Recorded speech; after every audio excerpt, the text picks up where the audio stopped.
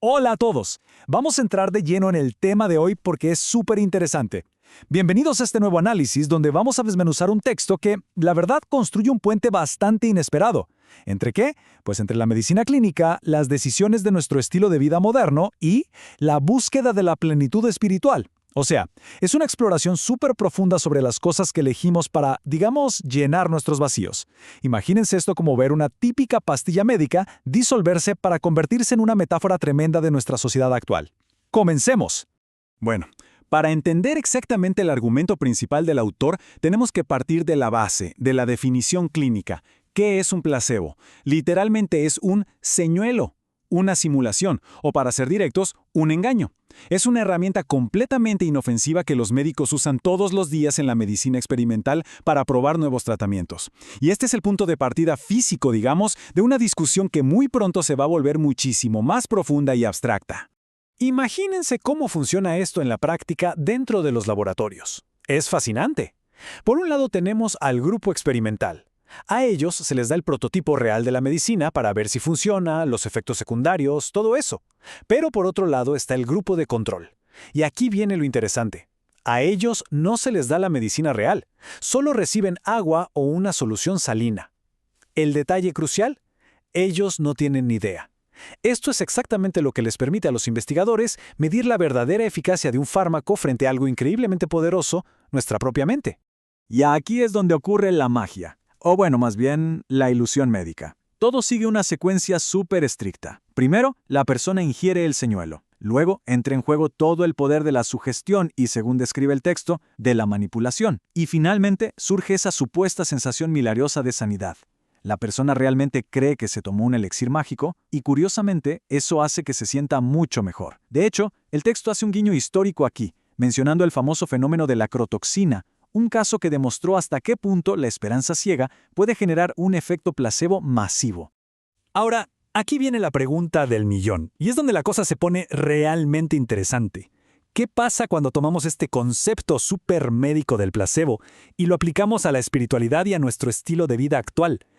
Aquí es justo donde el autor da un giro narrativo tremendo. Dejamos atrás las batas blancas y los laboratorios y nos metemos de lleno en una crítica sociológica y teológica sobre cómo los seres humanos intentamos curar las dolencias, pero del alma.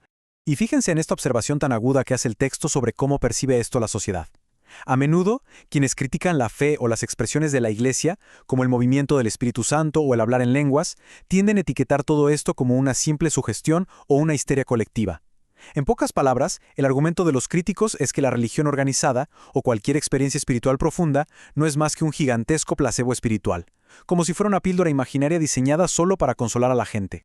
Pero frente a esta postura, el autor del texto presenta una defensa a la verdad categórica. Mientras que los críticos reducen la fe a una simple sugestión psicológica, el autor la defiende como una realidad objetiva y totalmente legítima. Afirma que estas experiencias espirituales dentro de la Iglesia son 100% genuinas y para nada el producto de una manipulación mental. Es decir, rechaza de plano la idea de que la espiritualidad sea un engaño clínico. Entonces uno se pregunta, si la fe no es el placebo, ¿dónde están los verdaderos engaños? Bueno, el texto lanza una premisa bastante audaz.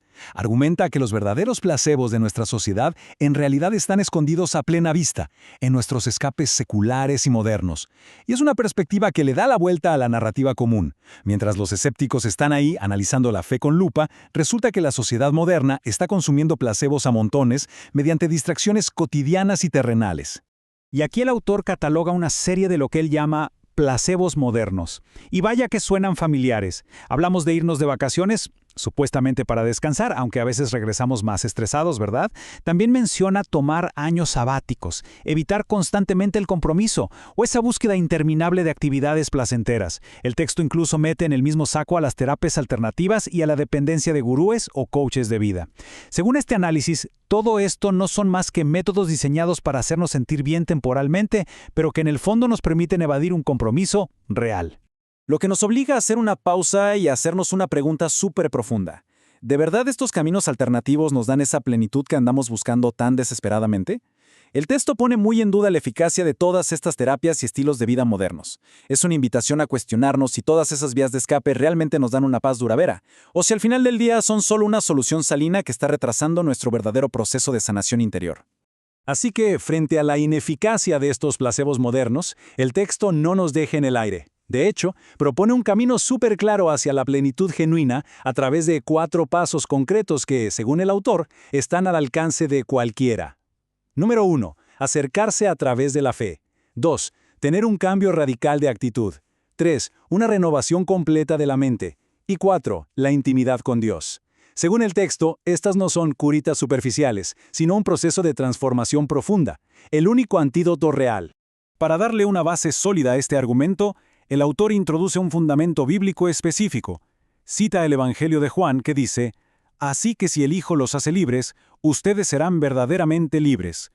Al usar esta cita, lo que busca es definir desde la raíz qué es exactamente la libertad genuina, en contraste con esa ilusión temporal que nos vende el mundo moderno. Es la comparación definitiva entre la verdadera medicina espiritual y la simple sugestión humana. Y llegamos al que quizás es el punto más intenso de todo el manuscrito. Se resume en esto: la verdadera liberación no es pasajera, no es temporal, y definitivamente no es un placebo. Es real. Aquí es donde el texto quiere que quede clarísima la diferencia abismal que hay entre el alivio momentáneo que nos da un escape secular y la permanencia sólida, inquebrantable, de una libertad espiritual verdadera. El argumento sigue tomando fuerza con otros pasajes, como este de Colosenses.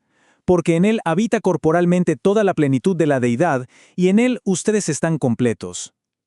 El autor usa esta referencia para ilustrar un punto clave sobre la plenitud. El mensaje aquí es: ¿para qué buscar complementos en terapias alternativas pasajeras si, según esta perspectiva teológica, nuestra existencia ya está completamente cubierta y plena en esta dimensión espiritual? Finalmente, el texto nos trae un último respaldo desde el libro de Efesios. Describe a la iglesia como su cuerpo, la plenitud de aquel que todo lo llena en todo.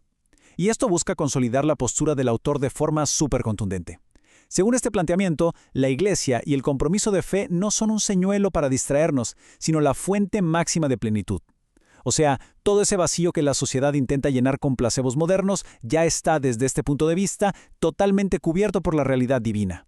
Ya a modo de gran resumen, el autor nos pone frente a un contraste que es directo y revelador. Por un lado, tenemos las salidas mágicas y las terapias alternativas, puros señuelos temporales de corto plazo. Y por el otro, el compromiso genuino, que representa una realidad permanente. El consejo de fondo en todo este texto es una advertencia muy firme sobre el peligro de conformarnos con arreglos superficiales, animándonos a buscar una dedicación espiritual que sea profunda y, sobre todo, duradera.